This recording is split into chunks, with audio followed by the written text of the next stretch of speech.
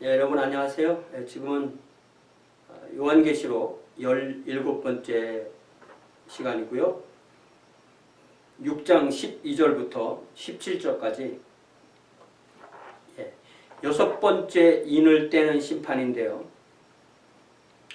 오늘 이 본문에서는 핵심이 16절 뒷부분에 보면은 보좌에 앉으신 이의 얼굴에서와 그 어린 양의 진노에서 우리를 가리라. 제가 여러분과 이야기를 나누고 싶은 것은 이 요한계시록을 가지고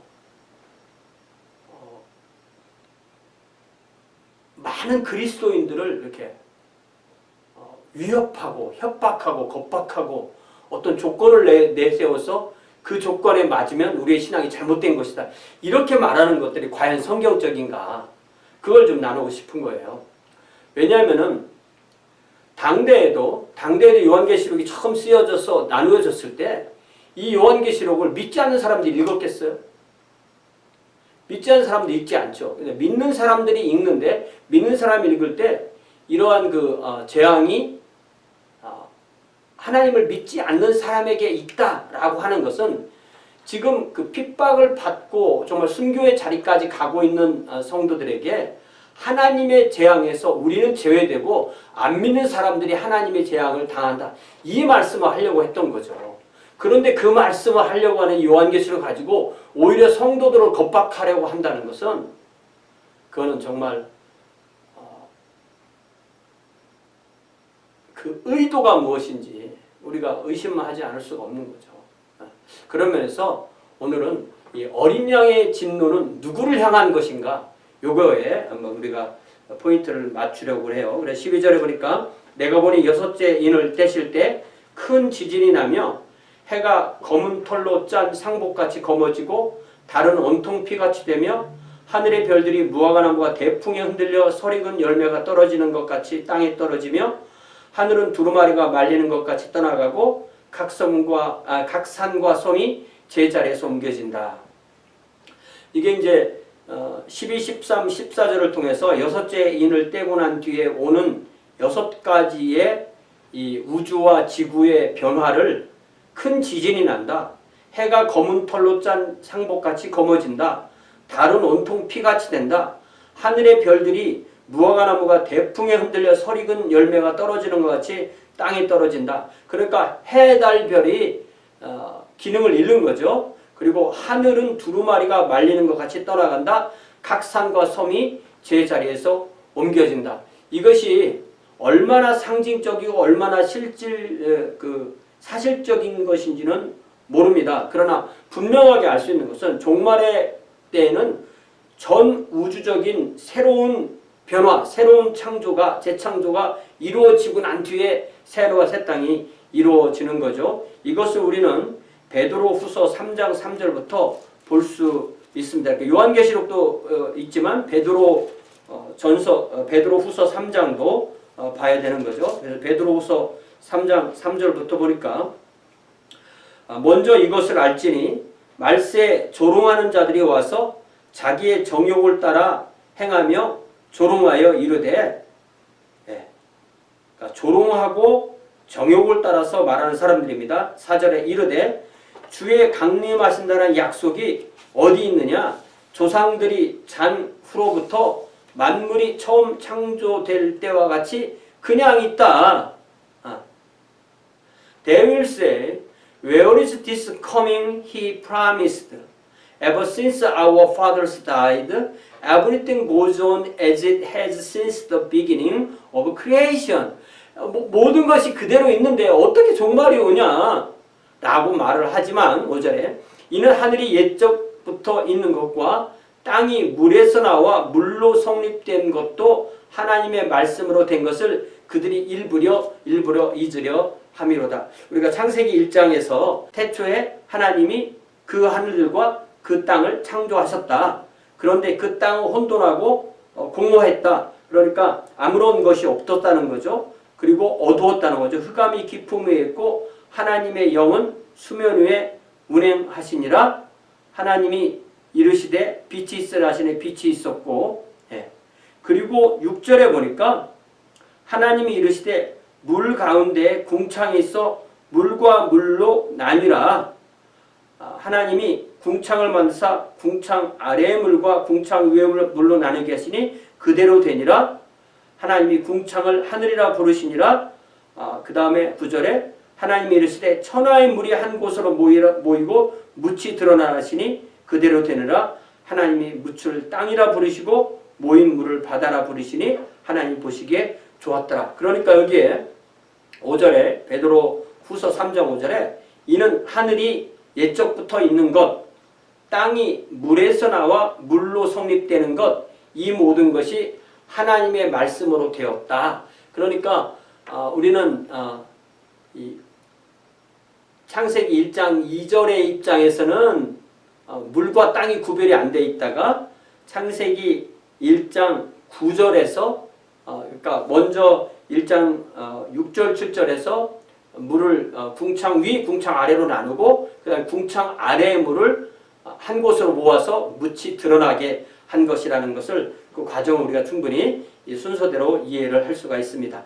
자, 그래서 다시 베드로후서 3장 6절에 이로 말미암아 그때의 세상은 물이 넘침으로 멸망하였으되, 그러니까 이게 노아의 홍수 이야기를 하는 거죠. 그래서 이 부분이 궁창 위의 물이 노아의 홍수 때에 어떤 영향을 끼쳤을 것이라고 이해하는 분들도 있습니다. 이제 하늘과 땅은 그 동일한 말씀으로 불사르기 위하여 보호되신 바 되어, 그러니까 물로 심판을 해야 했지만 지금은 이제는 최후에는 불로 심판할 것이고 보호하신 바 되어 경건하지 아니한 사람들의 심판과 멸망의 날까지 보존하여 두신 것이니라. 그러니까 창조와 심판을 설명하면서 노아 시대의 홍수 심판과 최후의 불심판을 설명하는 거죠. 계속해서 사랑하는 자들아, 주께는 하루가 천년 같고 천년이 하루 같다는 이 한 가지를 잊지 말라. 왜 이런 말씀하시냐면은 주의 약속은 어떤 이들이 더디다고 생각하는 것 같이 더딘 것이 아니라 오직 주께서는 너희를 대하여 오래 참으사 아무도 멸망하지 아니하고 다 회개하기에 이르기를 원하시느니라. 그러니까 우리가 주님을 2000년 기다린 것 같지만 사실은 많이 기다려봤자 100년 기다리는 거잖아요. 그렇지만 우리의 시간과 하나님의 시간은 다르기 때문에 우리가 더디다고 생각할 필요가 전혀 없다. 하나님께서 어떻게 보면 늦게 오실수록 또 하나님이 구원하시는 사람이 많다라는 것을 이해를 할 수가 있는 거죠. 자, 그러나 언젠가는 주님이 오신 날이 오고 10절에 그러나 주의 날이 도둑같이 오리니 그날에는 하늘이 큰 소리로 떠나가고 물질이 뜨거운 불에 풀어지고 땅과 그 중에 있는 모든 것이 드러나리라. 여기 이제 물질이 뜨거운 불에 풀어진다. 어떤 그 원자 단위까지의 어떤 분해가 일어나는 것이라고 이해할 수가 있죠. 이 모든 것이 이렇게 풀어지리니 너희가 어떠한 사람이 되어야 마땅하냐? 거룩한 행실과 경건함으로 하나님의 날이 임하기를 바라보고 간절히 사모하라. 그날에 하늘이 불에 타서 풀어지고 물질은 뜨거운 불에 녹아지려니와 우리는 그의 약속대로 의가 있는 곳인 새하늘과 새 땅을 바라보도다. 그러니까 하나님의 창세기 1장 2장에 나오는 그 창조와 또 이 완전히 베드로후서 3장에서 말하는 완전한 이 분해 그리고 새롭게 창조하시는 새하늘과 새 땅, 이걸 우리는 충분히 이해할 수가 있는 거죠. 그러니까 요한계시록 6장에 나오는 이러한 해, 달, 별 또 이러한 변화는 이러한 최종적인 심판과 재창조의 예고적 성격이라고 그렇게 이해를 할 수가 있습니다.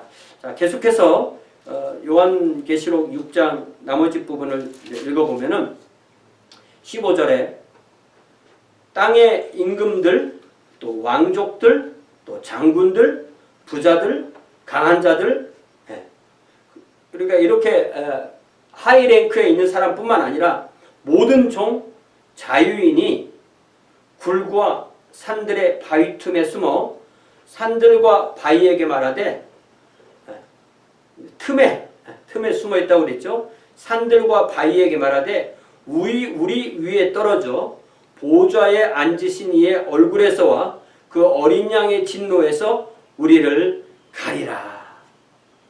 They called to the mountains and the rocks, follow us and hide us from the face of him who sits on the throne and from the wrath of the Lamb. 그러니까 하나님과 예수 그리스도의 그 진노를 직접 받는 것보다 차라리 바위에 먼저 깔려 죽는 것이 더 행복하다라고 할 정도로 우리 주님의 진노가 무섭다는 거죠. 그러면서 그들의 진노의 큰 날이 이르렀으니 누가 능히 서리요. 그러니까 중요한 것은 이 심판의 대상, 보좌 위에 앉으신 하나님과 어린 양 예수 그리스도의 이 진노의 대상은 예수 그리스도 구주와 주님으로 믿고 하나님의 계명을 지키는, 예를 들자면 우리가 지난주에도 계속 읽었지만 하나의 대표적인 구절만 읽으면 14절에 성도들의 인내가 여기 있나니 14장 12절에 그들은 하나님의 계명과 예수에 대한 믿음을 지키는 자들이라. 우리가 요한계시를 읽으면서 예수님을 믿는 믿음과 하나님의 계명, 하나님의 말씀을 지키는 것, 이것에 신경을 써야지. 베리칩을 받으면 지옥 갑니다. 이게 베리칩이 뭐냐고요. 옛날에는 바코드 받으면 지옥 간다고. 그런데 지금 바코드 안 쓰는 사람들이 누가 있습니까? 이렇게 해서 우리가 그런 것에 신경 쓰지 말고 예수님을 믿으면 천국 가는 거고 예수님을 안 믿으면 지옥 가는 거고 이것만 말해야죠.